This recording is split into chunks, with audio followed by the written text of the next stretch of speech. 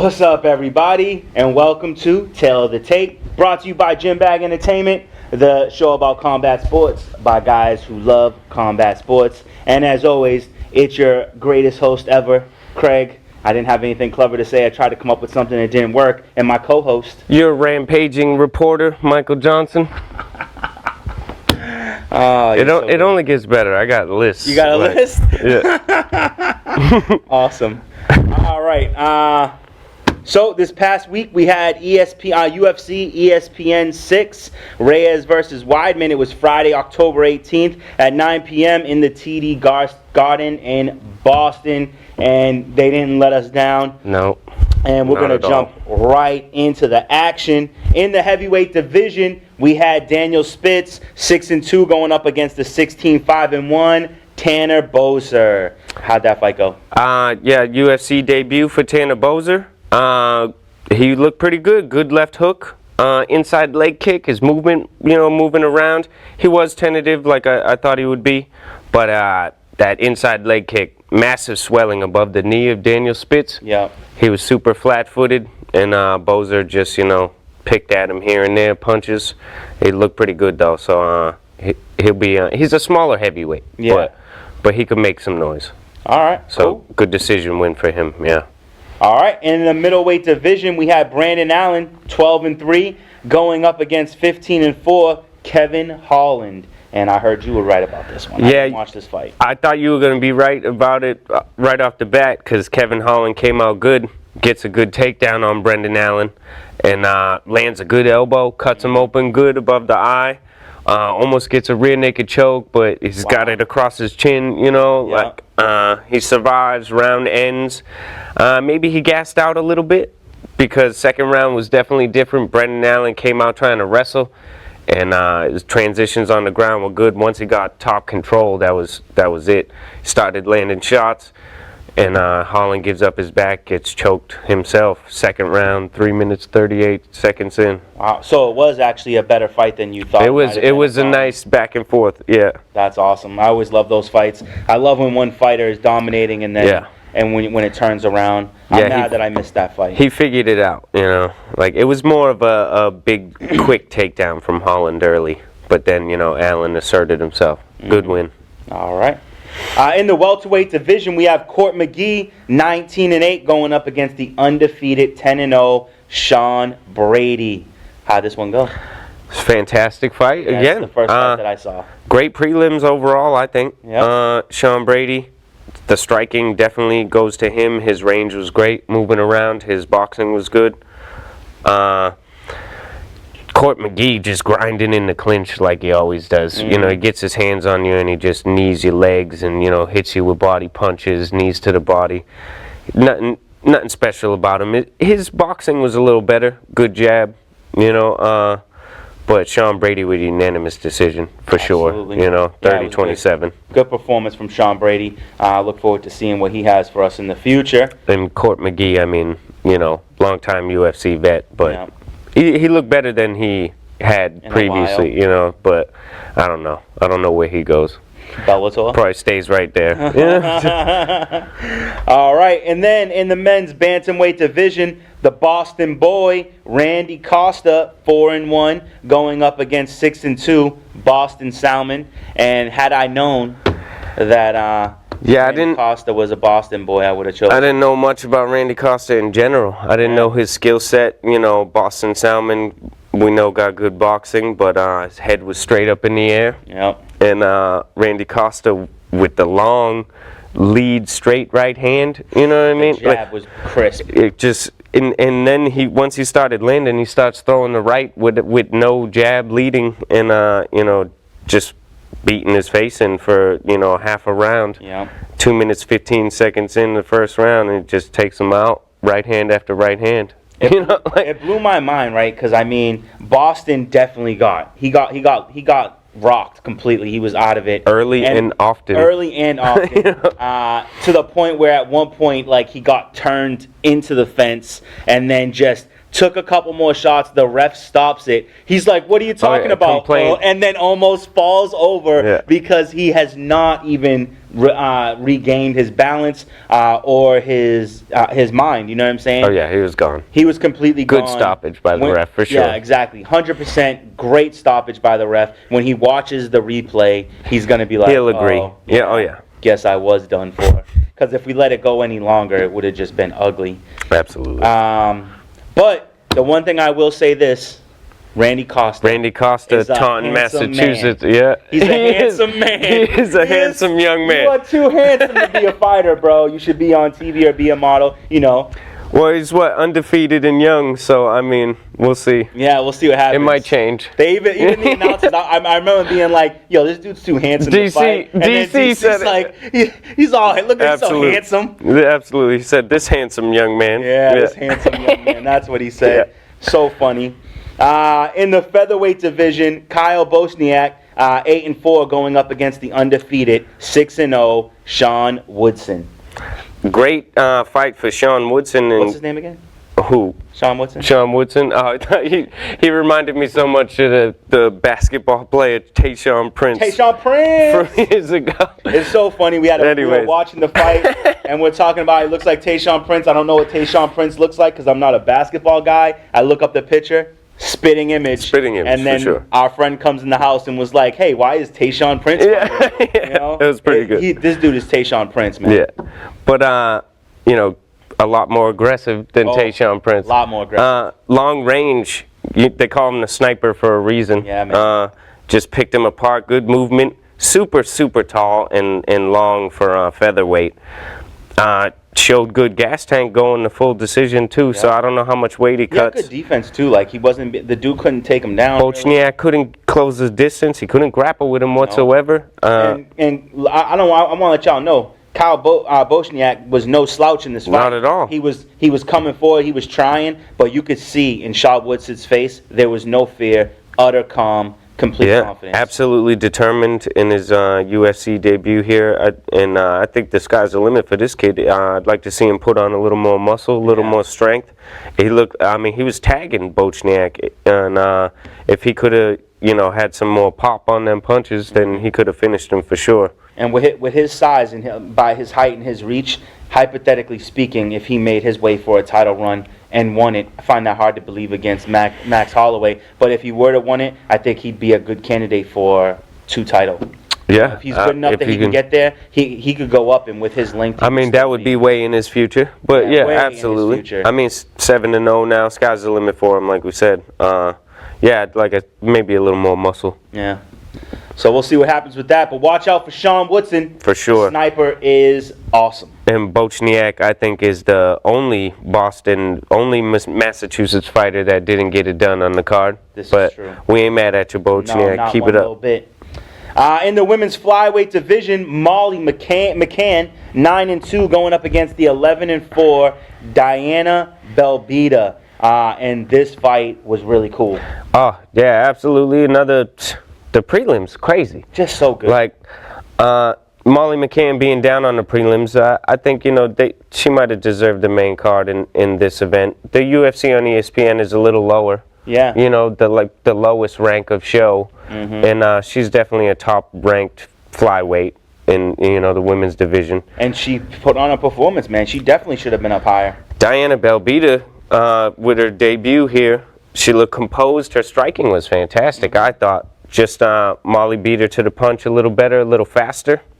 A little unorthodox with her boxing here and there. And I think Belbita was real strict about her striking, and that's what maybe helped Molly land a little bit. And the wrestling was all McCann for sure. Definitely. And Belbita found herself against the cage so many times, and McCann trying to drag her down, and she grabbed the fence a couple times. Oh, man. Ref takes a point away. So way too blatant. Yeah. Way too blatant. Round 2, we get big takedowns from McCann, big top control, laying in the left hands, remember? Near finish, I think, there until the round ended.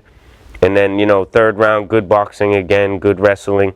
30-26 because of the point taken away. So this is a good one from Molly McCann for sure. Absolutely. And I do want to revisit that because, we've all seen a cage grab. Yeah. You know what I'm saying? Like a fighter see the takedown attempt happens, and they instantly just grab the cage, and that's not what happened here. No. She grabbed the cage, she grabbed the cage, she grabbed the cage. And it definitely stopped her from being taken down. Yeah. And it was going to be a good takedown. And what I loved was they broke it up, took away the point. Put her right back in the same position. Yeah, I'm glad you said that because I forgot about that. And it was the head and arm choke position. And he put them right back into the choke position. Hats off to the ref there, Absolutely. for sure. I was super impressed by that. I was really happy that he did that. I remember we spoke on that during the fight. Yeah. It's always because we've seen a couple times where refs have put him in the center and given away a position. Yeah, giving away grappling positions where somebody had the far dominant position. That's terrible. And great job there. Yeah, absolutely. So Molly McCain takes away the decision victory. In the men's featherweight division, Charles Rosa, 11-3, going up again. And that's the Boston boy, right? Absolutely. Isn't that the one who Peabody? Peabody. Yeah. Extra. He was definitely from Peabody, man. He was very hyped up. And if anybody's from the area, then you know what we mean when we say he was definitely from Peabody. Yeah, he was Peabody guy. Yeah. So Charles Rosa, 11-3, going up against the 14-1 Manny Bermudez, and this fight was awesomely unexpected. Yeah. Tell us about that one. Bermudez matches Massachusetts native as well. Is he? Yeah, so this was a win-win whoever got it. Bermudez came out, guns blazing. Yeah. Rosa got clipped a little bit early and was scared right off the bat. You seen he felt that punch and, was backpedaling, hit the fence, looked for a way out, and ended up in the grapple. Rosa ends up on his back. I'm not sure if Bermudez took him down. No, I think Bermudez did take him down. Bermudez put him to the ground, but then Rosa started working from his back. Yeah, he was active, in the guard. He was pressed up against the fence, so I found the submission real impressive, actually. Bermudez overreached on the ground and pound with the left hand, and Rosa grabs the arm bar at 2 minutes 45 seconds in, and Manny Bermudez verbally tapping. Yes. Yes. When they played the replay, I watched the replay again actually in the online video, and he was yelling. Yeah. And it was a different type of arm bar because he wasn't on his back. Right. He was still standing, bent over Rosa, and Rosa, I think, used his head pretty much to help leverage him. I think he had it. The hand up on his shoulder, and I feel he used his own head to leverage his wrist, because he was pressed against the cage, like I said. Way to finish it for Charlie Rosa. Good win for him. That was a great win, and you know what, props to Charlie Rosa for the win, but when he first came down, damn, this dude's definitely he's like one of those guys from Boston that's like a huge tool. Oh yeah. But great win though. Great win. Very impressed. Especially he came back from neck surgery. The doctor was saying a while ago that he might not fight again and stuff. Wow. So that's great to see. Congratulations, even more so then. Absolutely. I look forward to seeing Charlie Rosa fight in the future. And that was the main card of the prelims, so it was also a great way to end the main event of the prelims, absolutely. Fantastic prelims overall. Yeah, completely eventful prelim. You can't go wrong with this one. Once again, I got a hats off to Dana White for his ability to make matchups. It's getting, there used to be a time where you'd watch a UFC event and just be like, glad this wasn't a pay-per-view. Yeah, and now, sometimes, And now, they're not necessarily better than pay-per-views, but they're excellent matchups. Yeah, because a lot of these, debuting fighters and up-and-comers, we have no idea until we see them go, And they're going. People are trying to make their names in the UFC. All right, now we enter into the main card, and we have Deron Winn, undefeated, 6-0, going up against the 10-4, 1-0 contest, Darren Stewart. And the notable thing about this fight is Deron Winn comes in 3.5 pounds overweight. Yeah, forfeits 20% of his purse to Darren Stewart. They did not get fight of the night. So, because that's always the worst. If you end up getting fight of the night, because then you got to forfeit your performance bonus as well to your opponent. So, we're talking $50,000 plus 20% of your purse. Ouch. Ouch. But still, extra payday for Darren Stewart. Yep. Good job. Great fight overall. I think Deron wins a little robbed here, though. 100% split decision for Darren Stewart. He controlled the striking for the most part. I mean, but he didn't overly land. You know what I mean? He didn't set himself apart from Deron Wynn so much in the striking. Not enough. But it was a takedown clinic. Hands down. Over and over. I give Stewart. There was one round that Stewart did win. I don't remember if it was the first or the second. I think Stewart wins the second on the striking. He put together a couple combinations. I definitely think he had Wynn hurt there for sure. Didn't even I might remember this wrong, but I thought he even knocked him down at one point. But maybe I'm remembering that wrong. I don't know if he dropped him. I'm not remembering. I don't think so. Okay. But definitely hurt him. I think he knocked him back to the fence. Okay. And but Deron Wynn couldn't hold him down. Darren Stewart's scrambles were great. Deron Wynn with not any ground and pound landed. He was getting back up over and over. He couldn't stop the shot though over and Exactly. over. I mean, we're talking about a high level wrestler, and but like we said, he landed some good shots from the bottom even. Them nice elbows from the guard. And he comes away with the split decision here. We might be talking about this one in a couple weeks about, in the appeals board. Yeah, in the appeals board. This is one fight I think deserves to go to the appeals board because, Deron Wynn spent the whole third round taking Darren Stewart down. And like I said, as much as, he couldn't hold him down, but as much as Darren Stewart stood back up, Deron Wynn put him down again. Yeah, and I like to say it it's like, you think, oh, well, he kept getting up, but landing a takedown is like landing a 5-punch combination. If I land all 5 punches and you didn't stop them, you had no defense. And it should score more points than defending that move, like working to get back to your feet. Does that score as much as taking you down? I wouldn't think so. I wouldn't think so at all. So yeah, I don't know. It was weird. Well, we'll see what happens in the future. We'll see if Deron Wynn came in overweight, so I don't know if that will factor in. We can never guess what any of these judges are thinking, and try to. I don't know. It's ridiculous. I'd like to see a score. I'd like them to show us the scorecards. Yeah, that'd be cool to see how they're actually given the score. Yeah, how they're scoring strikes and We'll see what happens. All right, in the women's flyweight division, Macy Barber, 7-0, undefeated, going up against the 7-3 Jillian Roberts. How was this fight? Oh man, it was quick. I thought it would be much longer. Right away in the first. Macy Barber got real power. Definitely. She comes away with the TKO here. I didn't write the minute down, but I know it was definitely an early one. It was very early. Jillian, we knew if she was going to win this, it was going to be submission, but she hated taking damage. Oh. She got hit with that first shot and just covered up. She didn't like it at all, but she was still fighting, and I think this is a bad stoppage. But I don't think it would have turned out any different. Correct. It's kind of like just because we're saying it, we talked about it too, that it kind of brings up the point that we see these male fighters and they're getting put through the ringer. We saw one guy Thomas Gifford getting Mike blown Davis out for 3 rounds and then getting hit to the point where he falls flat on his face. Then we see another fight, 2 dudes going at it to the point where the dude is landing an uppercut from on all 4s. Right. These dudes are being allowed to have their faces blown out, but then you have 2 girls. She's standing up. Her legs did not wobble. No. So she's not rocked. She's just taking punches, and the ref stops. Now, I agree with you.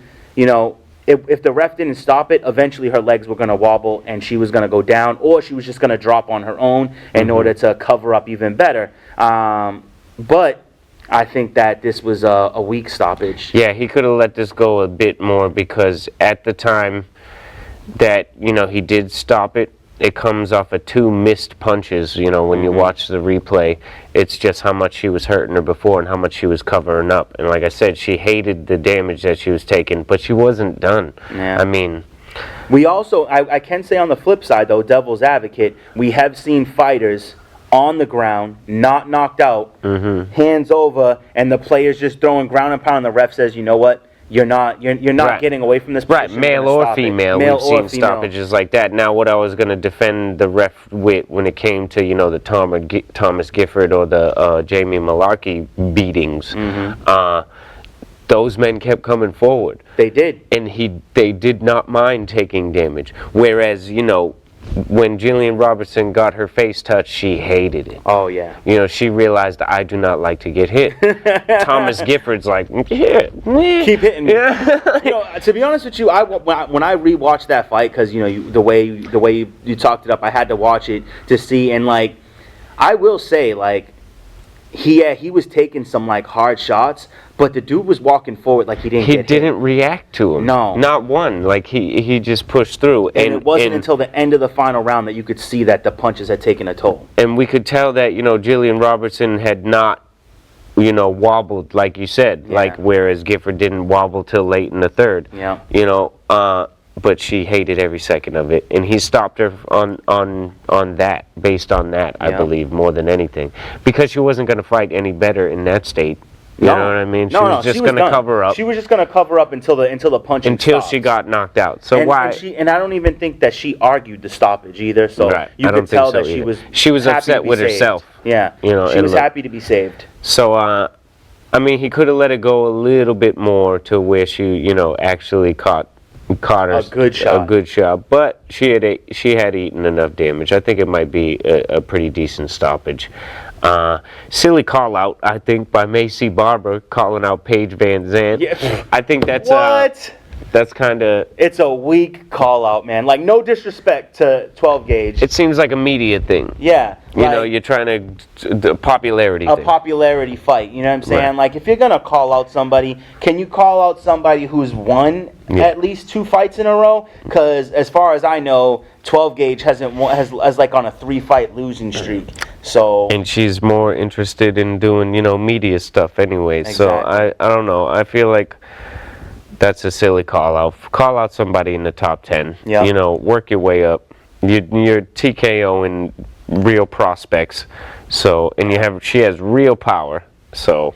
Yeah, we'll see what happens in the future, but I do think that was a dumb call out. But I don't even think Dana White wants to see that. So I think he'll set up. Nobody wants to see that fight. Like, at this point in time, like, the only people who want to see 12 gauge fight are people who don't really watch UFC. Right. Like, people who watch UFC to watch the girl fights. Yeah. So those people want to see 12 gauge because she's cute and gritty. And nothing against 12 gauge because she is a hardcore fighter. She's a good fighter, yeah. But she's not winning anytime soon. So we'll see what happens. Yeah, and Macy Barber's on the way up. So why fight? Yeah, why go this way when you need to go this way? Yeah. In the lightweight division, Joe Lozon. Really? Joe Lozon. My bad. Again? I knew I had it, and I forgot it. Joe Lozon, 27-15, going up against the 7-3 Jonathan Pierce. Jonathan Pierce unlucky in his debut. 1 minute and 33 seconds of decimation. Oh man, that was ugly. I don't think anybody you put into that cage on Friday night was going to beat Joe Lozon in his hometown. It was not happening. Landed. You could have put Dustin Poirier in there. Oh yeah. He was gonna win. Landed strikes early. His striking looked good right off the bat. Lands him with a combination. Hurts Jonathan Pierce. Swarms him. Takes his back. Over. Goes for the arm bar. Thinks about going for the arm bar, which is why he secured the arm at first. Yep. Then pins it over his head. The poor man had his arm shoved straight down his back. Yes. Lozon forced it all the way. I mean, his shoulder is in the world of hurt. Worst position ever. And then pulls it up while he bludgeons his face. We watched his face get broken in front of us. No, we watched it get broken, and you literally, I've never seen this before. Every strike made it larger and larger. I've never ever seen someone taking strikes and then their eye instantaneously swell and shut in front of my eyes. Like you've seen someone get hit, and then they go to their corner, and by the time they show the camera, their eyes swollen up. Like Cowboy Cerrone right before he blew his nose, his eye was swole. This dude's eye swelled in front of you on camera. It was amazing. Yeah, the referee mercifully, saves him from that position. And his arm looked like a chicken wing coming back out when he jumped off of him. I thought he dislocated his shoulder. I thought it was real bad. Then when you see the official decision, his face is... He broke, a bunch in there. The orbital bone is probably broken. Joe Lozon with a huge TKO. Beautiful victory. Minute and 33 seconds into the first round. Yep. He came in and said, Boston, I'm home. I got you. I mean, who knows where he goes from here? It could, this is probably a Boston Fire type of thing, He's probably not going to replicate this again. I don't think so. In his next fight. I think he felt the severity of the need for a victory, and he took it to the house. I'll tell you what, with his up and down career and his losses previous to this, and he was talking about he had been thinking about retiring. Best way to go out. What a better way to go out than that. Yeah. In your hometown. Yep. Destroying a good fighter. That was great. That beautiful and great to watch. Yeah, I was super excited about it. It was a feel good moment. If there was a time to retire, that was it. Well, yeah, I mean, if you already been feeling it, go. Yeah, you can't go out on a better note than that. Damn right. And like I said, Jonathan Pierce just unlucky. He had to face the unbeatable on Friday night. That's all. He was definitely that. It was awesome. All right, in the heavyweight division, the 5-1 Greg Hardy taking on 7-2 1-0 contest Ben Sosoli. Well, Inhaler Gate, as it has been dubbed. Gate, I love it. Before we get into that, I want to talk about the actual fighting. Let's do it. Because Sosoli puts a shot on Hardy early. Yeah. Actually hits him. And Hardy even admits it after that he ain't never been hit like that. And he says Sosoli hits like a truck. And then we got a very composed Hardy. The best Hardy I think we've seen. Absolutely. And I think, everything else aside, this is exactly what he needed. This is exactly what I was saying. He needed fight experience. He needed minutes in the cage. And he went in every position here. They clinched. He had to defend the takedown. He had good range. He was moving. Leg kicks. Landing leg kicks like crazy. When I saw Greg Hardy landing leg kicks, I was super impressed. Deep leg kicks. Good hip turn on his kicks. He's getting there. Yeah. He's working hard. He's becoming a real fighter. He's working hard for sure. In between the second and third rounds, he takes the inhaler, which is... the craziest thing to me that I've ever seen in my life. I mean, what happened when we were watching it. I lost my mind. Yeah, is this happening? Everybody was losing their mind. Yeah. The commentators, it's just crazy. But my problem with that situation is he said, "Can I have my inhaler?" Yes. And they gave it to him. You got a judge. You got a judge, like a ring judge right there. Right. You got a ref. You got the coaches. He asked for something. Yeah. If he said, "Can I do a line of cocaine?" Are you going to hand him a line of cocaine? I totally agree. So I think his inexperience and his lack of proper coaching was the problem, and not Greg Hardy. Right. I think coming out in the third round, he probably still would have won. Yeah. I mean, it might not have impacted the fight, but it gave him a boost for sure. I mean, it's albuterol medicine. It opens your bronchial sacs. Yeah. It increases your heart rate. I mean, it might not give it. It actually might take away from your power a little bit. But it will definitely give you a boost cardiovascularly, you know what I mean? It'll give you your wind back. Boost is a boost. It'll give you your wind back. Yeah. It definitely helped him catch his breath. What I'm gathering, right, is that they had it in the corner. Yeah. So they brought it out with the intent to use it, right? Correct. So he thought, okay, I can use this, but he asks, the commission. So, if you think you can use it, if you're already sure you can use it, because he's kind of playing the attitude now like, oh, poor me, I let everybody, he kind of is victimizing himself. Yeah. Not that Greg Hardy's a great dude in real life, so I don't think nobody needs to feel bad for him. But this is definitely on the commission. It's crazy. I could see them allowing him to use it for his day-to-day life. Yeah. And even being an athlete, he could still train with it, sure. You know, but because his asthma is probably clinically documented. But that doesn't mean you can use it in the corner. Once you get in the it's definitely a stimulant. It's off limits. Definitely gives an unfair advantage. I think his cornermen let him down for sure. I don't blame Greg Hardy. I mean, he's got 6 fights in his whole career. You know, he asked. And that's the thing. He asked. He didn't just say, "Give me my inhaler and pump it." He said, "Can I have my inhaler?" So he's still unsure and wanted to be sure. Yeah. So you know? To me, that's a huge problem. Like, you know, everybody, like, Greg Hardy is new to MMA. Right. Nobody in his corner and nobody standing there besides him is new. Yeah. Everybody knows that it's illegal, and everybody watched him do it and gave it to him. And that commissioner, that ref on the side, he needs to be fired. I mean, he had no idea what he was doing. He said, "Is it approved?" Like, what you're asking the fighter if it's approved? Are you serious? That's crazy. He doesn't belong there. Yeah. And then he ends up with a no contest for it. And so doesn't Sasoli. Right. Granted, it's better than having an L, but Sasoli already had one no contest. Now he gets another one in a fight he lost. Yeah. And Sasoli just couldn't get inside. I mean, he would have lost it anyways. Yep. So it's kind of tragic because it does, you know, it probably didn't change the outcome. No. You know, the use of it, but it did to use it. You know, now it changes it to a no contest. So Greg Hardy unlucky with that, but showed definite improvement in his game. Absolutely. And good to see him go, you know, 3 rounds. Yeah. So Greg Hardy and Ben Sasoli, it ends in a no contest, and I think that's tragic. So yeah, we'll see what happens in the future. And now we get a rematch of a fight that never was. That never was. The fight that never was. The fight that never was. In the featherweight division, Yair Rodriguez, 11-2 and 1 no contest, going up against Jeremy Stephens, 28-16 and 1 no contest. Let's talk about this awesome fight. Oh, man. Guns blazing. Guns blazing. You know, everything we thought it would be. They came out with bad intention. Yeah, Yair with great technique.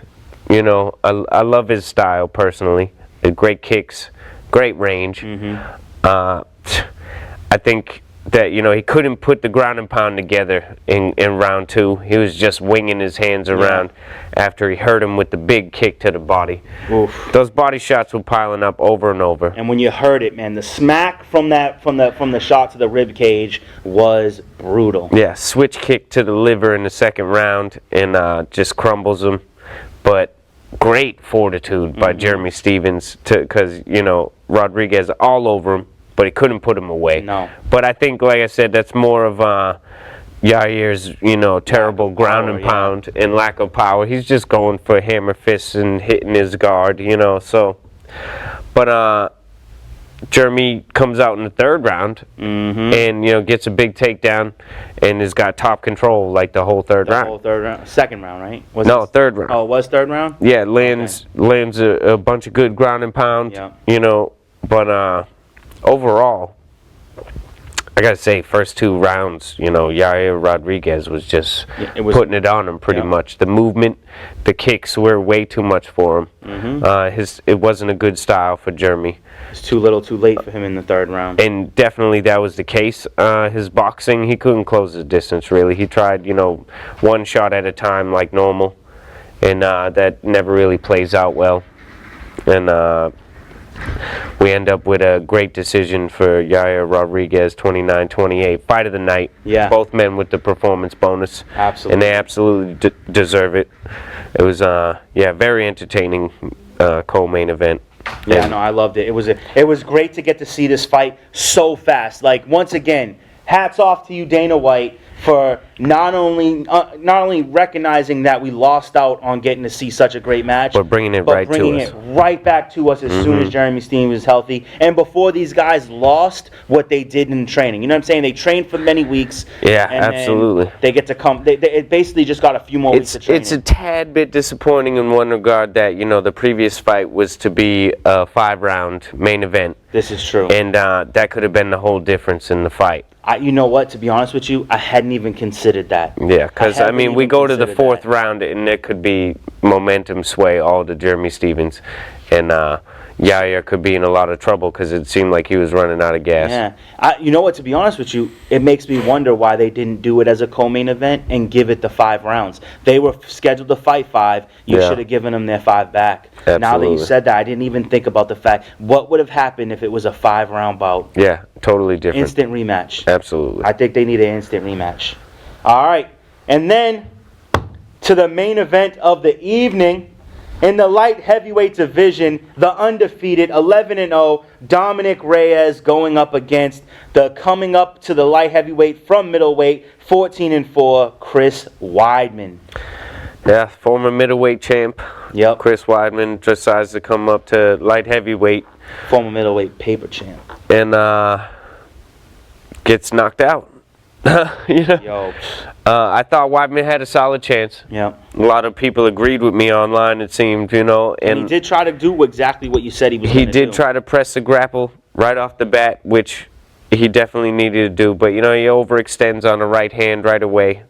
And Reyes with that beautiful step back left hand, kind of reminiscent of McGregor on Jose Aldo. Yes. And puts Weidman down good. Doesn't finish him right away with that, but, you know, couple composed strikes from the top. Tall hammer fists. Right, but composed. You Yeah. know, didn't rush. The opposite of Yair Rodriguez, you know, and lands one solid, and because he knew he was just hanging on by a thread.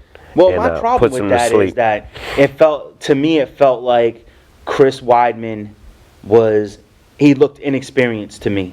He was on his back, and He was gone. he was on his back, feet keeping Reyes at a distance, and then Reyes just comes in with a lean-in hammer fist. Yeah, he had to That's not something that just happens. All he had to do was pick the time, though, because, Yeah. I mean, he was done.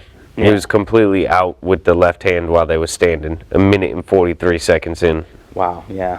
It was I feel like an embarrassing loss for Chris Weidman. Yeah, absolutely. It's time for him to hit Bellator 1. I mean, he gets the win over Gastelum, you know, recently, but besides that, he's got 5 knockout losses out of his last 6 fights. And like some big knockout And they're losses. big knockout losses. I mean, so we know that is, you know, him taking damage is not going to go well going forward. No, So, it's time. Yeah, it's time to move to a different promotion, man. You can't do it in middleweight. You definitely can't do it in lightweight. he still thinks he can.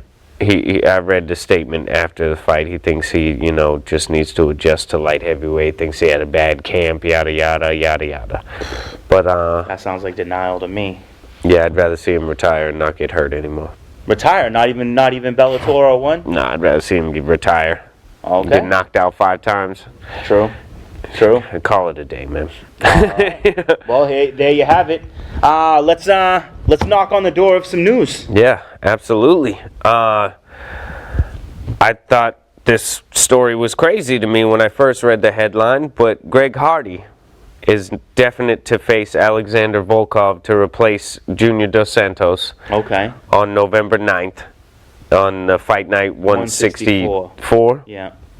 And that's a mere, 2.5, 3 weeks? Wait, I'm sorry. 163. Yes. This is the one we're going to talk about is 162. So I Yes. think this is 163 coming up. Right, so I mean, we're talking a mere 2 weeks. 2 weeks. 2.5 or whatever. Well, it's a pay-per-view. This fight coming up on Saturday. The pay-per-view following Saturday. Next fight. Right.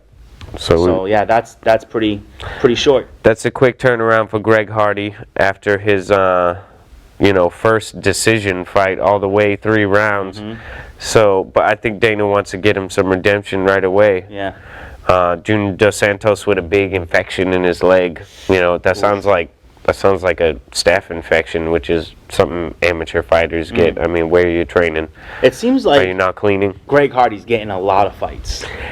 It seems like they want to really test him and see what he can do. And I think they want to ride the wave of his popularity. I think so, and I think Dana feels kind of bad about what happened because he knows it's not his fault. You know, I think that, you know, he probably does deserve a quick turnaround fight. I think that's quick as hell, though. We'll see if he feels good. then he didn't really catch much damage from Sassoli, but he did go 3 rounds, of moving. So yeah, there it is. I mean, I know Francis Ngannou doesn't like it though. I mean, how can you? How long has it been since? Who's the last person Francis Ngannou fought? Was it Derek Lewis? It was his great stoppage over Derek Lewis in the 2nd round, and that was so long ago. And yeah, he's frustrated. He can't get a fight. He's coming up. He's got 3 wins in a row since losing to Stipe. Yeah. I don't know why he can't get a fight. It's ridiculous. I think he would be the easy fill-in here, especially because 18 days ago, or not even, he was looking. 18 days ago he had posted about November 9th. That he would be in shape. And put that on social media. Wow. So that's a hint that if anybody needs to be fought on November 9th, I'm ready to fight. Ready to fight. Wow. So I don't know why he wouldn't be the one to step in here against Volkov, considering he knocked out Junior Dos Santos in Junior Dos Santos' last fight, and why does Junior Dos Santos get a main event?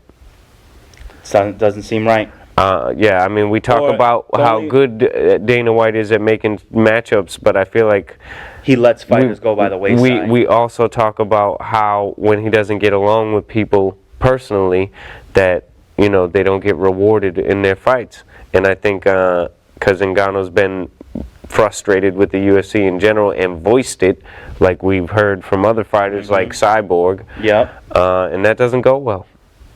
Interesting. Yeah. Well, I guess we'll see what happens with that one. What else do we got?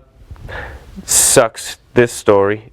Claudia Gadelha, big fans of hers, coming off that great decision win recently. Yeah. I guess, she caught some injuries in that fight and nagging injuries for a couple fights now. I guess her ankle's got a bad tendon tear, and in her finger she has some serious ligament damage, and it's hard to grapple. She said it's too nagging. She's got to get surgery. We might not see her for a year's time. Wow. That can really just destroy someone's ankle surgery. For a fighter, I mean, it's like tearing an ACL. For a football player. So I mean, that'll put you on the side for a while. And she was scheduled to fight in December against Cynthia Calvillo, but that's not happening. Nope. So we'll see if we end up getting a replacement announced for that soon. All right.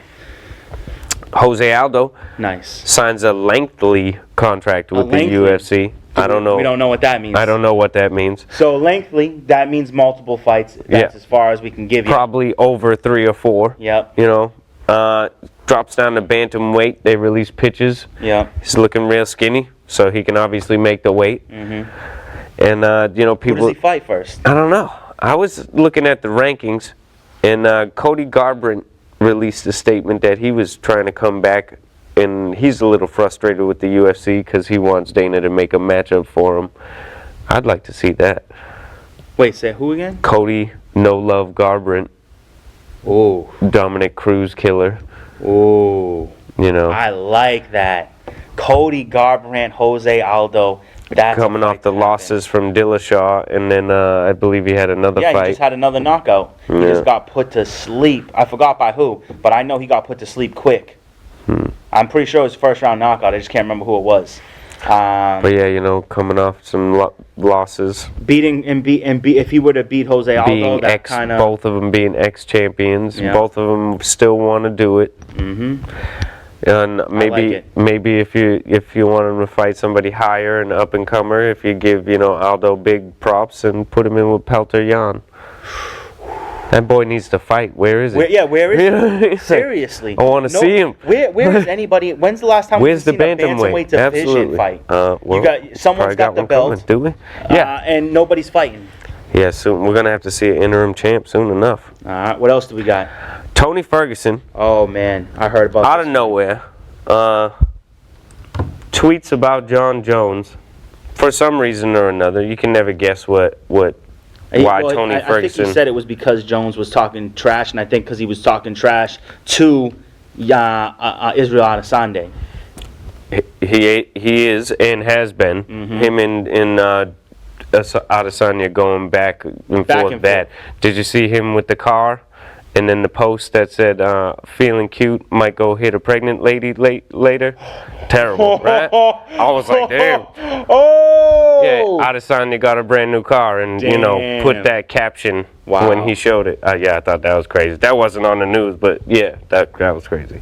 But Ferguson says, lots of shit talk, Johnny Bones Jones. You want to play again like we did in college? I bumped up 2 weight classes and I'll do it again. Growth. You want to play chess? I'll be your Huckleberry. Got you in 2, Neanderthal. Talk to your pops, he knows who's champ. Hashtag ankle pick. Hashtag David vs. Goliath. Oh, ho, ho, ho. That obviously is crazy. You know what though? I mean, he's not talking 2 weight classes. Yeah. He got to gain a 3. whole. He got to gain a whole nother person. Yeah. It's not to fight Jon Jones. That's the only problem with this whole trash talking is it's impossible for this to go down. Jon Jones isn't going to go down the middle so that he can come up only 2 weight classes. I had to read the whole tweet just because it's funny. I mean, it could just be a Tony Ferguson moment. Yeah, I think so. Jones responds, I thought we were cool. You over there feeling suicidal, Tony? Obviously saying that, he would crush him in a fight. Some people got mad because, because we live in a society. And we know, Tony's got a history of mental health issues, but, Tony didn't even get mad at that. But I don't know. He's probably just having a Ferguson moment at home. I think he is just having a Ferguson moment. Just wanted to He'll call out any drama. I think he just wanted to stir up some drama. But on to the next one? Yeah. So we gotta bang this before out. we run low on time. We're running mad low, so we're gonna knock out some wins and losses. UFC Fight Night, Maya versus Askren, the knockout guy of the world. Saturday, October 26th, 5 a.m. Pacific Standard Time. I think that's like 8 a.m. for us. They're running it in Singapore. Yeah, it's Singapore Indoor Stadium in Singapore. Okay. Like New York. Yeah. And let's hit it. Heavyweight title fight. Heavyweight bout. Rafael Pessoa, 9-1, going up against the 10-2, 1-0 contest. Jeff Hughes. Who you got? Jeff Hughes, we like definitely. He's better everywhere. Pessoa's a flash at the beginning of round 1. Hughes for sure. All right. Well, I'm going to go with Pessoa. We saw Jeff Hughes weather the storm from Todd Duffy, and then Hughes poked him in the eye, kind of, maybe. Yeah. Anyways. All right. In the women's strawweight division, Loma Lookboon, 3-1, going up against the also 3-1 Alexandra Albu. Lookboon is a serious Muay Thai fighter coming to MMA. I got to go with her. She's maybe a little outsized because she was an atom weight all her life, but massive edge in striking. I would honestly love to see her fight Joanna eventually. All right, well, eventually. Just for argument's sake, I want to split the decision on that one. Another heavyweight bout, and I'm loving this fight. Maurice Green, 8-2, going up against the 13-1 Sergey Panlovic. Panlovic? Yeah. Pavlich. Yep, you're right. Yeah. Power, versatile for Pavlich. Wrestling. Green's a little flat-footed, but he's got good BJJ. I think Pavlich probably picks him apart on the feet, man, honestly. Really? Yeah. Well, Green's been looking great. Green does have 3 wins in a row. Yeah, so I'm going with Green because Green's been looking pretty awesome. I think he knocks this dude out in the first round. I don't think so. I think it's the opposite for Pavlovich, but that'll be cool to see. Time to find out. Absolutely. In the men's featherweight division, Enrique Barzola, 16-4-1, going up against the undefeated 11-0 Movsar Evlov. Nice. Movsar's got great takedowns, great top control. Dagestani, you know how they get down. Barzola, crazy tough. UFC experience, unlucky. Could be the night Barzola gets a win, but probably not. Movsar with top control. Well, we all know I'm an undefeated snob, so I'm going with Evlov. In the lightweight division, Alex White, 13-5, going up against the 6-1 Rafael Fiziev.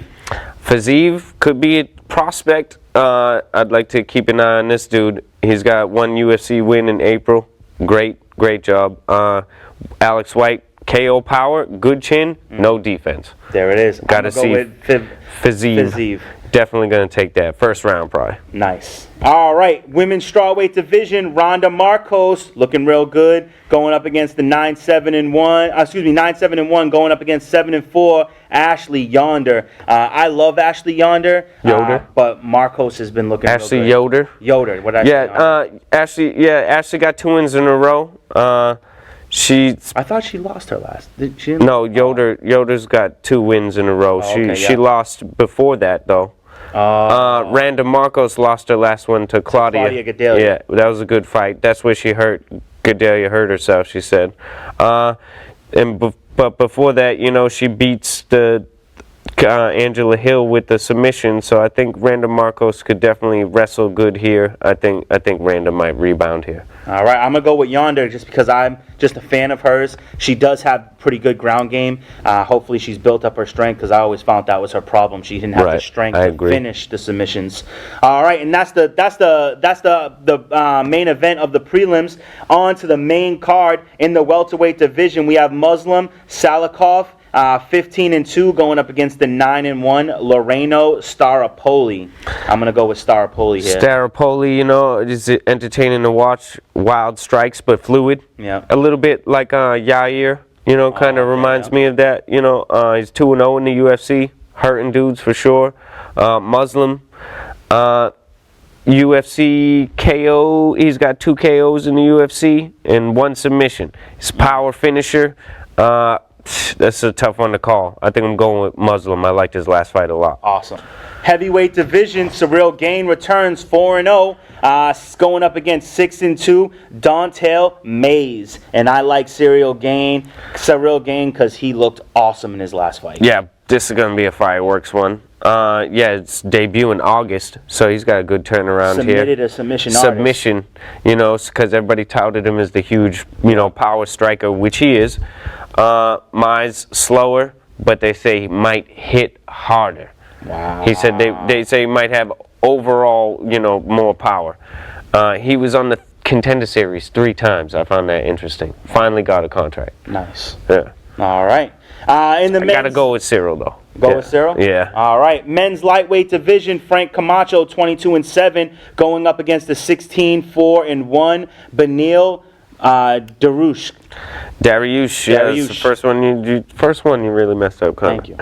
Great ground. He's improving on the feet. Worst thing about him, he's got no athleticism. He's like a brick.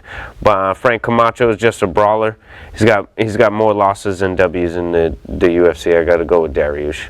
All right. Well, I'm going to split it up. I'm going to give Frank Camacho a chance. In the lightweight division as well, my boy Michael Johnson, not my co-host Michael Johnson, no. 19-14, one of the worst records I've ever seen. I know, right? Yeah, terrible. Going up against 22-9 Stevie Ray.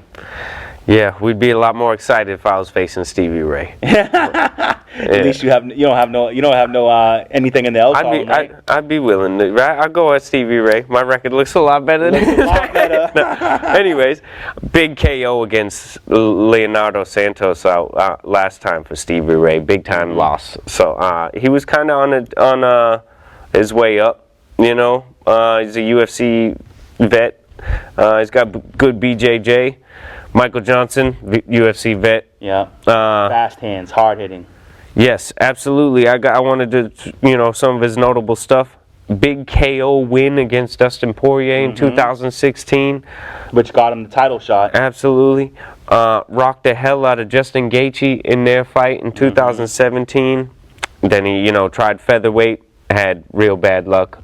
Who was winning pretty much against Josh Emmett. Yeah. Until Josh Emmett landed a bomb and put him to sleep. Now he's back up at lightweight. I like his style. He could never really put everything together, but I think he's definitely going to beat Stevie Ray. Yeah, me too. I like Michael Johnson a lot. I don't care how many times he loses out. I think I'll always root for that that's guy. why even with his record the way it is, he'll still have a UFC contract. Yep. I mean, he'll forever be entertaining. He hurt Khabib, man. Yeah. I don't care what anybody says. Exactly.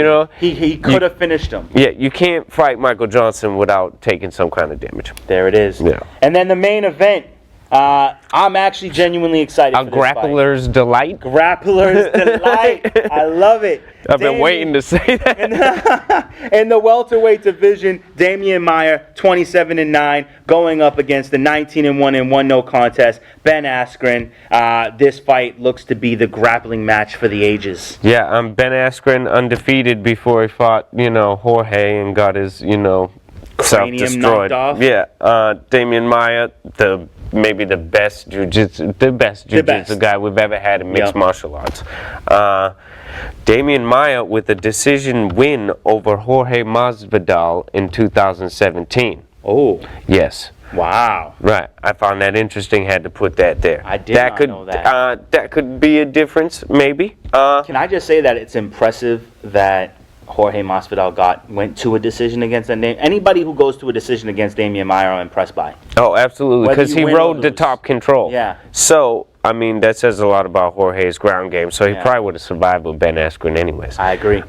Ben definitely the better takedown artist.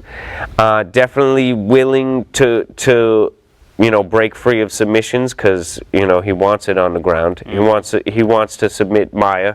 Absolutely wants to do it. And whoever submits the other, it just solidifies them. Nobody's ever submitted Damian Maia. And nobody's ever submitted Askren either, I'm assuming. So and one of these guys is looking for and they've both been knocked out once in their life.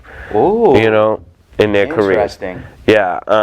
I would love to see Damian Maia with the quick knee to the head knockout. I think that Damian Maia has a striking advantage. Oh, absolutely. 100% striking advantage. He's definitely built up his hands a lot over the years and has faced far better strikers than Ben Askren.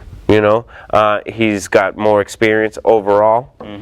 I think he's faced incredible wrestlers, and he doesn't care what kind of top control Ben has. Damian Maia's guard is the best we've ever seen. Yep.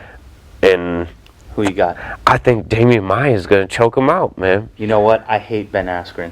Yeah. Damian Maia. I hate Ben Askren too, but this is like a non-biased opinion. Yeah. I think he's going to get him. Well, we'll find out. If you're sitting at home, this is the best thing you could ask for as a Damian Maia. If you're a true fan. You have nothing to lose. Yeah. You know what I mean? And it's the best matchup you could want. Yeah. He does not want to avoid the grappling. And he doesn't threaten like every opponent in your whole life. Yeah. He wants to take you down. Well, one thing I want to talk about. He's working all entry stuff. Okay, come and get me. He's working submissions from the takedown. How am I going to set you up right away? Oh. Well, I want to take a minute to talk about this one last topic. We talked about it before the show, is with Jon Jones. So Jon Jones says he wants a super fight, and he says he's unmotivated by the competition in the lightweight division and believes that a fight between him and Francis Ngannou is inevitable. And my problem with that is, if you want a super fight and you want to go to heavyweight, why are you not taking on the best heavyweight in UFC, Stipe Miocic? Right. He's proven to be the best. I think Jon has said that he's willing to fight the winner of Stipe in DC, which, pretty much says he's willing to fight the best heavyweight. Yeah. He wants to fight the best. I know that Reyes is not interesting to him. No. The rest of I think he has to. I think Reyes has earned his shot. Yeah. And he has the belt, so either he has to give him the fight or he has to relinquish. You have to defend it or relinquish. Yeah. So you got to do something. Give him the fight with Reyes, because DC and Stipe got to run it first. Yeah, exactly. Why are you going to sit and wait? Wouldn't it be awesome? It's weird to hear him sound like he's bored. He just came off a hard split decision where he got, where he got a split decision against an injured, extremely injured Thiago Santos. So, I think you got to face Dominic Reyes. And I think Reyes is maybe a younger, better shape Santos. Maybe not. And longer. Maybe not the kicking ability. Yeah.